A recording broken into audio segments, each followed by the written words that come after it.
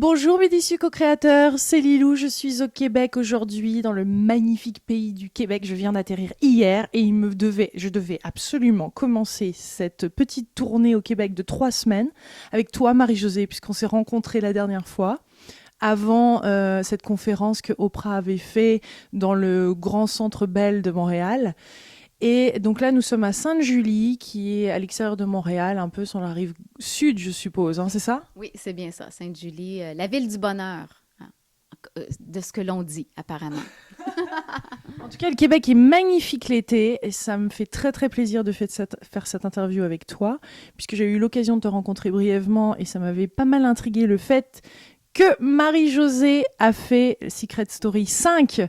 Donc tu avais un secret que nous allons découvrir et que certainement de nombreux Français et Québécois connaissent déjà, mais tu as une histoire quand même absolument extraordinaire. À 22 ans, il y a eu cette espèce de réveil en toi et tu as vécu quelque chose de 22 à 28 qui était en fait ton secret lors de cette Secret Story. Hein. Oui, oui, ben en fait, mon secret, c'est que j'ai déjà été religieuse. Alors, j'ai vécu en communauté religieuse de l'âge de 22 à 28 ans, ce qui est très particulier parce que je n'ai que 41 ans. Donc, habituellement, les gens de mon âge ont fait autre chose de leur vingtaine que d'être en communauté religieuse. Mais moi, mon éveil spirituel a vraiment commencé à l'âge de 15 ans. Alors, ça fait longtemps que je suis fascinée par le monde spirituel. Et dans ma jeunesse, si je pense là vraiment à ce temps de mon adolescence et de ma jeunesse, j'étais totalement assoiffée d'absolu et j'étais prête à tout pour obtenir des réponses. Et là, bon, on sait comment la vie fait les choses. Je suis allée vivre une retraite de quelques jours dans un centre de prière chrétien catholique et j'y ai vécu une expérience spirituelle absolument bouleversante. En l'espace de 48 heures, mon monde a été complètement chamboulé. Et parfois, les gens me demandent de décrire ce que j'ai vécu. Le propre d'une expérience spirituelle, c'est qu'on a de la difficulté à mettre des mots là-dessus. Et moi, la seule façon que j'ai de le résumer, c'est de dire j'ai rencontré Jésus. Non, il ne m'est pas apparu. Je n'ai pas eu d'apparition, mais au plus profond de moi-même, j'ai fait une rencontre intime et personnelle avec le personnage de Jésus.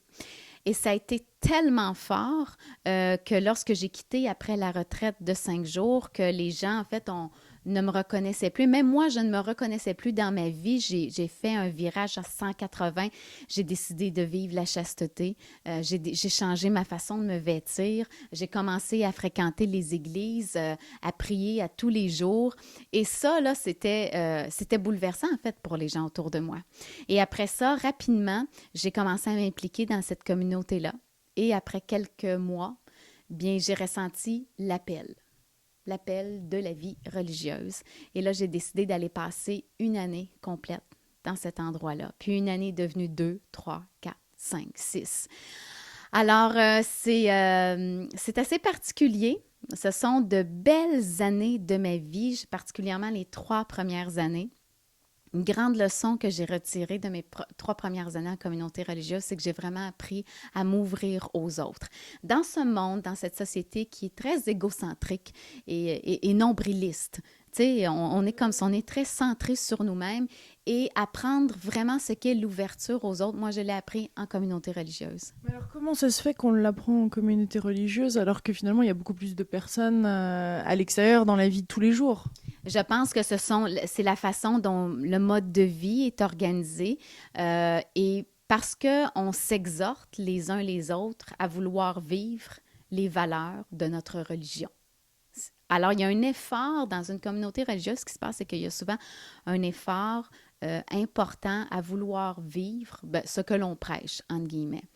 Et ben moi, je me voyais mal, en fait, me donner, parce qu'au-delà de tout ça, c'est qu'à un moment donné, je voulais donner ma vie à Dieu. Et je me voyais mal donner ma vie à Dieu en ayant encore une carapace.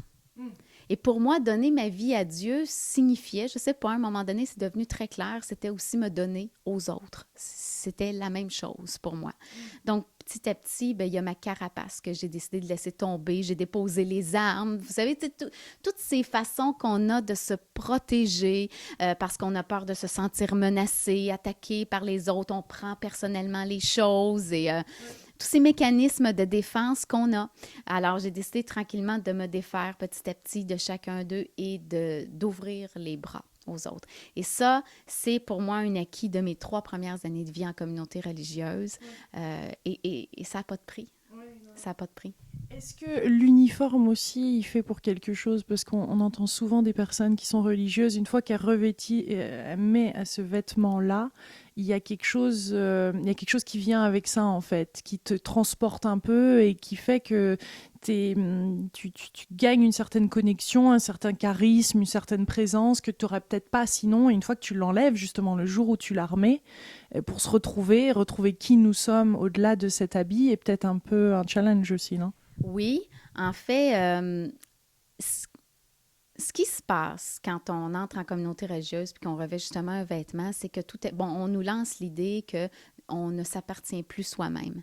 Ce qui n'est pas une mauvaise chose en soi, mais moi, les 3 dernières années de ma vie en communauté religieuse, là, ça a été tout un autre mouvement pour moi.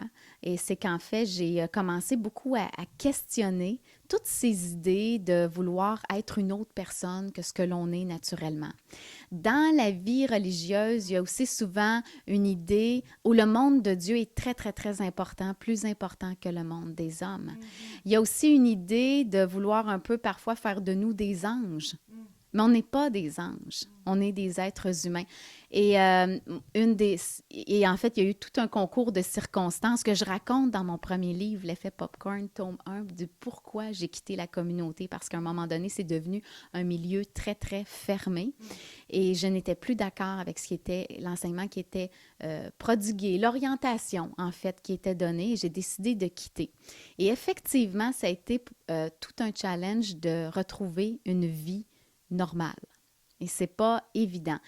Et dans l'autre livre que je m'apprête à publier cet automne, Dieu s'en moque, là, je parle de tous ces constats que j'ai faits. Il ne devrait pas y avoir de dichotomie comme ça entre la vie religieuse et la vie sociale. Je ne pense pas que Dieu veut qu'on soit quelqu'un d'autre. Il veut qu'on soit ce que l'on est. Mais en fait, c'est le mode de vie souvent des religions, de dire nous les humains, nous sommes pécheurs, nous sommes des êtres faibles, nous sommes des êtres qui avons besoin d'être sauvés. Donc on part avec l'idée qu'on est mauvais. Et moi, j'ai vécu comme ça le temps que j'étais en communauté religieuse, et ce qui a littéralement changé après, puis avec quoi je n'étais plus d'accord, c'était de dire non. Si je suis vraiment à l'image de Dieu, je ne peux pas être un être mauvais. Puis au-delà de tout ça, la définition de Dieu avec laquelle les gens sont le plus d'accord, c'est que Dieu est amour. N'est-ce pas? Effectivement. Et si Dieu est amour, bien, l'amour total et absolu, mais dans cet amour-là, il ne peut y avoir autre chose que l'amour. Et si je suis dans cet amour-là, ce qui est vraiment réel en moi, c'est tout ce qui est lumineux, tout ce qui est amour, tout ce qui est grand, tout ce qui est grandeur, tout ce qui est potentiel, tout ce qui est puissance en moi. Alors, vraiment, en quittant la communauté religieuse, j'ai vraiment fait un autre revirement et j'ai décidé de vivre en me disant « Dieu est amour et ce qu'il veut pour moi, c'est que je sois heureuse, c'est que je déploie mon potentiel, c'est que j'exploite ce que je suis profondément. » Et je ne pouvais plus adhérer à des paroles comme « Ah, Dieu nous envoie les épreuves dont nous avons besoin » ou Dieu nous donne la force de traverser les épreuves, ou Dieu nous envoie les difficultés, seulement les difficultés pour lesquelles nous avons la force. Moi, je ne peux plus adhérer à cette idée que Dieu envoie des épreuves. Si Dieu est amour, l'idée d'épreuve, de difficulté, de souffrance ne subsiste pas en lui. Il ne peut pas nous envoyer des épreuves. Même si ces épreuves-là, justement, nous permettent d'aller encore plus profondément dans cet amour inconditionnel. Mais en fait, ces épreuves-là, c'est pas Dieu. Je crois pas que ce soit Dieu qui les envoie. Je pense que c'est la vie, ce qu'elle est. Et nous, les humains, Hein, parce qu'on voudrait, on veut faire prendre souvent, on veut faire porter le blâme à Dieu de nos souffrances et de nos difficultés, mais a-t-il vraiment quelque chose à voir là-dedans? Or, la grandeur de l'amour et de Dieu, c'est de pouvoir justement saisir une souffrance, une difficulté et d'en faire jaillir quelque chose de lumineux. Alors, oui, c'est le propre de la vie. Nous allons tous traverser des difficultés, des épreuves et souffrances. C'est comme ça la vie. Maintenant, si on s'accroche à cette puissance d'amour à l'intérieur de nous, bien là, En fait, ce qu'on a, c'est qu'on a un instrument incroyable pour utiliser chacune des épreuves et des difficultés, justement, pour grandir et pour entrer davantage dans cet amour inconditionnel. Donc au fur et à mesure, nous devenons aussi cet amour et nous devenons quelque part vraiment cette goutte d'eau, cette goutte de ce grand océan qui est Dieu. Oui, puis en fait, nous le sommes déjà. Oui. Et je crois qu'on passe notre vie à essayer de retrouver ça, finalement.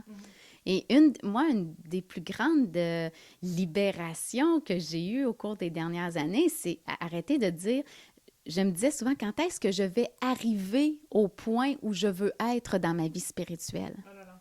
Et quand j'ai commencé à me dire, mais je suis déjà en Dieu. Je suis déjà unie à lui. Je suis déjà dans cet amour. Sauf que j'ai construit sûrement des barrages autour de moi. Il y a des voiles qui doivent tomber pour que je sois de plus en plus consciente que je suis déjà habitée de tout ça. Voilà, parce que c'est parce qu'on parle souvent comme si c'était quelque chose à l'extérieur, mais en fait, c'est autant à l'extérieur qu'à l'intérieur, ça nous traverse. Hein. Voilà, ouais. Oh oui.